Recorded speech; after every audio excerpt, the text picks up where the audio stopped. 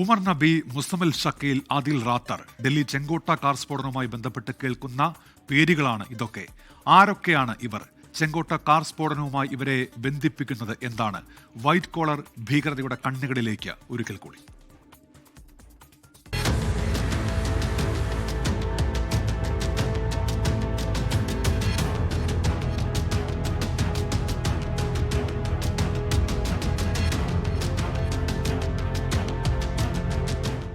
Doctor Umar ഉൻ നബി പുൽവാമ സ്വദേശി ചെങ്കോട്ട ഭീകരാക്രമണം നടത്തിയ സ്ഫോടനത്തിൽ കൊല്ലപ്പെട്ടു. ശ്രീനഗർ മെഡിക്കൽ കോളേജിൽ നിന്ന് 2017 MBBS, MD ബിരുദങ്ങൾ. അനന്ത്നാഗ് മെഡിക്കൽ കോളേജിൽ റെസിഡന്റ് ഡോക്ടറായിരുന്നു.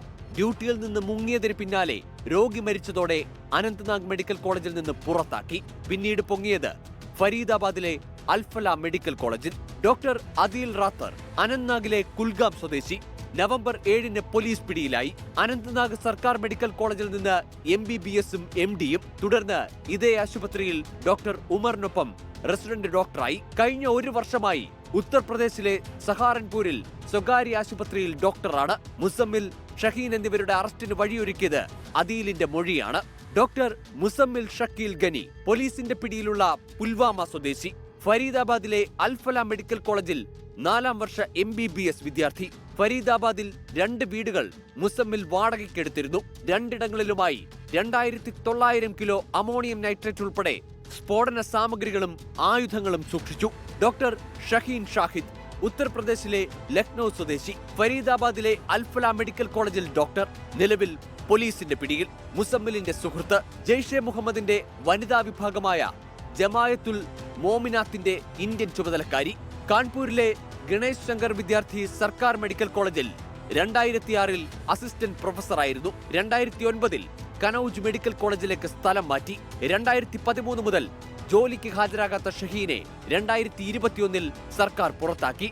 സഫർ ഹയാത്ത് എന്നയാളെ വിവാഹം ചെയ്തെങ്കിലും 2015 വിവാഹമോചിതയായി. ഇളയ സഹോദരൻ പർവേസും ഡോക്ടറാണ്. ഷഹീന്റെ ഉടമസ്ഥതയിലുള്ള HR 51 രജിസ്ട്രേഷനിലുള്ള സ്വിഫ്റ്റ് കാറിലും സ്ഫോടക വസ്തുക്കൾ സൂക്ഷിച്ചിരുന്നു. മൗലവി ഇർഫാൻ കശ്മീരിലെ ഷോപ്പിയാൻ സ്വദേശി. ഇമാമാണ്. സൈന്യത്തെ കല്ലെറിയാൻ ജനങ്ങളെ പ്രേരിപ്പിച്ച ചരിത്രമുണ്ട്. അതിൽ ഉൾപ്പെടെ 3 പേർ ജെയ്ഷെ അനുകൂലികളായത് ഇർഫാന്റെ പ്രേരണയിലെന്ന് മൊഴി നൽകിയിട്ടുണ്ട്. ഹാഫിസ് ഇഷ്തിയാഖ് ഫരീദാബാദിലെ മതപണ്ഡിതൻ. അമോണിയം നൈട്രേറ്റും ഡിറ്റനേറ്ററുകളും വൻതോതിൽ വാങ്ങിക്കൂട്ടി. ഇവരെ കേന്ദ്രീകരിച്ചും പിടിയിലായവരെ ചോദ്യം ചെയ്തുമാണ് അന്വേഷണം മുന്നോട്ടു പോകുന്നത്. News desk 24. ലോകത്തെവിടെയായാലും ഏത് സമയത്തും 24 വാർത്തകളും ഓഗ്മെന്റഡ് റിയാലിറ്റി പാക്കേജുകളും എക്സ്പ്ലെയിനറുകളും വിശദമായി കാണാൻ ഞങ്ങളുടെ YouTube ചാനൽ നിങ്ങൾക്ക് സബ്സ്ക്രൈബ് ചെയ്യാം.